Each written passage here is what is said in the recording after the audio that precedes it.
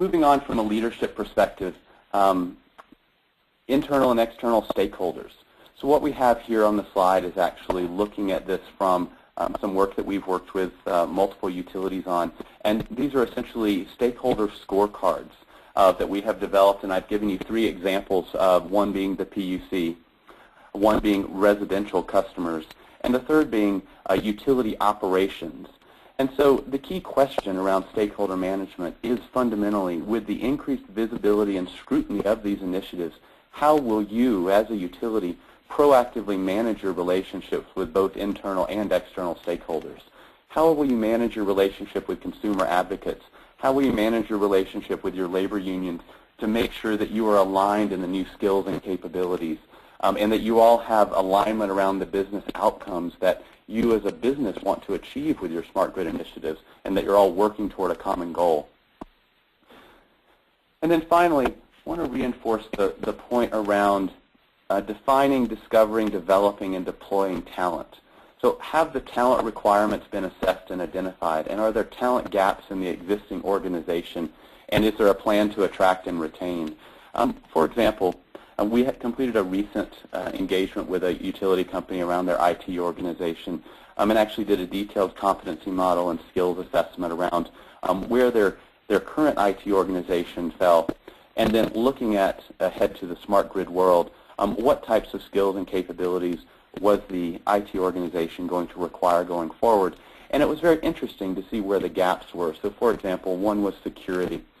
Security being something that, yes, it is important in IT organizations today, but it has increased, the focus on that is going to increase tenfold with smart metering and smart grid initiatives as you push your IT infrastructure out into the field. Another example for skills and capabilities, we talked about Susan's example about the designers. Designers are no longer for new construction, are no longer just going to design for the electricity field distribution network. They're also going to have to take into account smart metering and smart grid capabilities as well as that when they're out there designing. So we've grouped this into 2 core areas, one being the core competencies, and I do want to reinforce that we see 5 core competencies emerging as keys to success. The first of those is leading and managing at change at speed. This goes right back to our leadership point earlier, and actually saying that leadership development and leadership engagement is critical to achieving the business outcomes. Stakeholder relationship management. This is a core competency that is not going to be held by a handful of people in the organization, but instead this is a core competency that needs to be managed and embraced by every employee within the organization as a core competency. Data management analytics, root cause analysis and problem solving, and disciplined and rigorous program management round out the top 5 core competencies that we see. And then once again, specialized skills and knowledge for specific workforces will stack on top of that.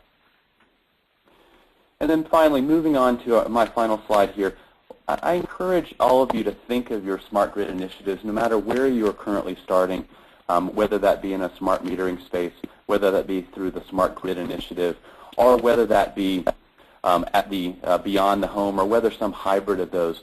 But what we have seen to be most effective in working with utilities in outlining their smart grid strategy is actually looking at your smart grid initiatives as a journey and managing that journey and making decisions not only about the specific initiatives that you have in play today, but understanding where the organization is going into the future.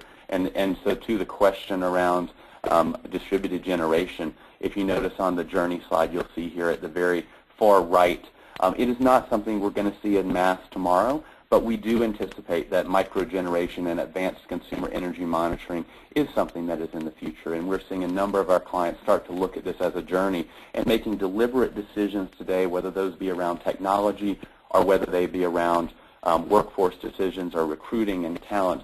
They're recruiting and making decisions today based on this journey, not based on the needs that are here today. So with that, Jesse, I'm actually going to turn it back over to you.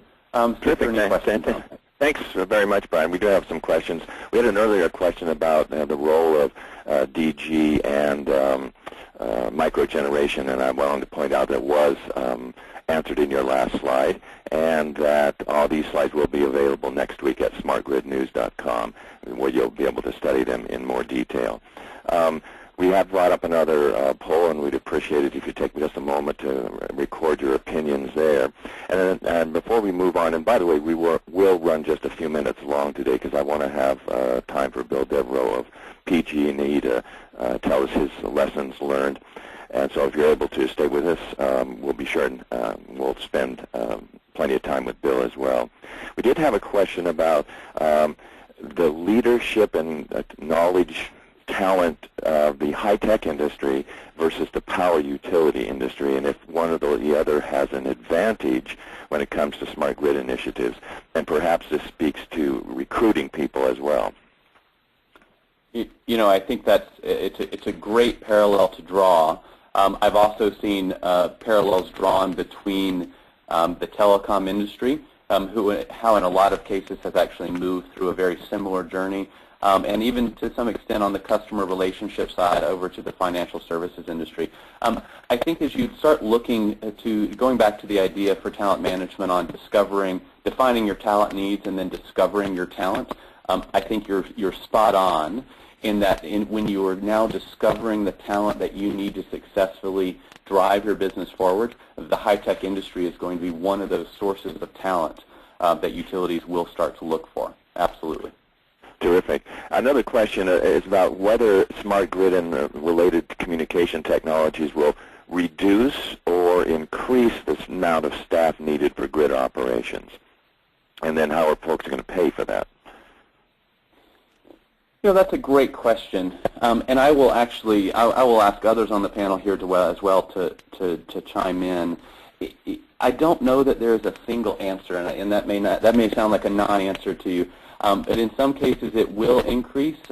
It will definitely be a different set of skills and capabilities that will be required. As far as specific resourcing requirements, I don't know that there's a single answer. I think it's going to change over time. And to be honest, we are just starting in this journey around grid operations and true smart grid. If we achieve the future vision of a truly intelligent networked grid, I think your requirements could decrease. I think that journey is going to be in the fairly mid to distant future when we truly achieve that.